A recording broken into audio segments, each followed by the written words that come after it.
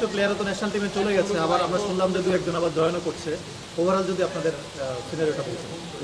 বর্তমানে তো এখন যা অবস্থা যে আমাদের ইভেনচুয়ালি 8জন প্লেয়ার চলে গেছে, 10জন আমরা কিছু প্লেয়ার নিয়েছি বাইরের থেকে যারা খেলছে না এবছর, অন্য টিমে খেলেনি, যেমন ফরাদ হোসেন, নাবিল সামাদ চৌধুরী।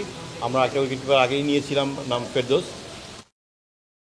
আমরা এখন কথাবার্তা চলছে আমাদের লিজেন্ড অফ রূপগঞ্জের তৌফিক খান তুষারের ব্যাপারে কথা বলতে, যদি হয়ে যায় আজকে অত কালকে খেলবে আমাদের পরে। আর মুস্তাফিজুর রহমানকে আপনাদের দলে ঘোষণা দেওয়া হয়? মোস্তাফিজের সাথে কথা হয়েছে আমাদের, ও রাজি হয়েছে আমাদের টিমে খেলতে, তো আজকে রেজিস্ট্রেশন হয়ে গেলে কালকে খেলবে। কালকে কি পাওয়া যাবে, মানে মানে হয়ে গেলে বলতে মানে কি এখন ওয়েট করতে হবে নাকি বলতে পারি যে হয়ে গেছে? মোস্তাফিজের একটা ব্যাপারে ইস্যু আছে, সেটা হচ্ছে 2টা ম্যাচ খেলবে, একটা রেস্ট দিতে হবে ম্যান্ডেটরি, আবার 2টা ম্যাচ, তো 5টা ম্যাচের আমাদের সুপার লিগ, তো আমরা একটু ক্যালকুলেট করে খেলাতে হবে আমাদেরকে। So it will be very tricky, মানে মোস্তাফিজকে আমাদের পরে খেলবে ফর শিওর, বাট ওকে কীভাবে খেলাবো এটা পুরো ম্যানেজমেন্ট একটা ডিসিশন মেকিং করতে হবে সময় নিয়ে। শিবন ভাই, আর হৃদয়ের ব্যাপারটাই কোনো ডেভেলপমেন্ট আছে? মানে হৃদয় তো আপনারা জানেন জাতীয় দলের প্লেয়ার। আমরা ক্লাবের পরে আমরা চিঠি দিয়েছি বোর্ডকে, বোর্ড এটা নিয়ে এখনও মানে হয়তো কাজ করছে। আমরা আশাবাদী একটা ফয়সালা আমাদের হবে। আমাদের ক্রিকেট আমাদের মোহামেডান ক্লাবের ঊর্ধ্বতন কর্মকর্তারা এটা নিয়ে কাজ করছে।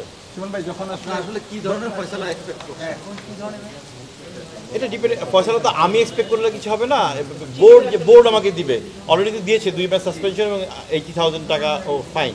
এটা কি রিডিউস করে যে অন্যভাবে কি প্যারালাইজ করা যায় কিনা বা যে কোনো কিছু, এটা বোর্ডের ডিসিশন, আমার না।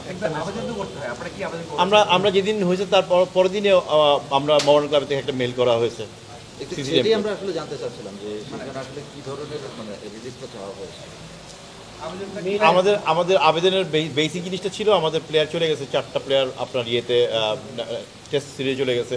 আন্ডার-19 পরে ইমন খেলতে চলে গেছে, তাইম বেল হ্যাড অ্যান অ্যাক্সিডেন্ট, দেন আরও কিছু প্লেয়ার ইনজুরি আছে। আমাদের অ্যাকচুয়ালি দল গঠন করাটা 11 করাটা আমাদের জন্য টাফ।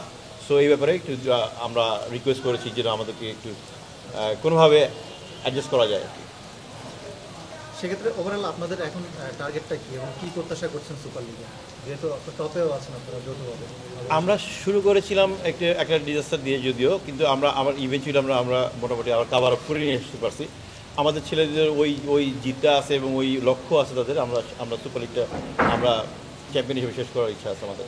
আমরা আশা করছি এরকম করবো। কিন্তু একটা বিষয় যে অস্ট্রেলিয়া ইংল্যান্ডে দেখা যায় যে একাদশ টেস্টের জন্য প্লেয়াররা চলে গেলেও যদি একাদশে না থাকে তাহলে তাদের ছেড়ে দেওয়া হয় বিভিন্ন এসব সিভিল শিল্প এসব খেলার জন্য। মানে আপনারা কিছু চেষ্টা করবেন এইটা আগে ছিল, এখন আর হয় না, বিকজ কনকাশনের একটা ইস্যু আছে। কনকাশনের যে রুলসটা সেটা আপনার 15 জনের ভিতর থেকে নিতে হয়। তো এখনকার দিনে কেউ প্লেয়ার ছাড়ে না বেসিক্যালি। তো এই জিনিসটা এখন নারাজ বড় হয়ে গেছে। Thank you. Thank you. আমরা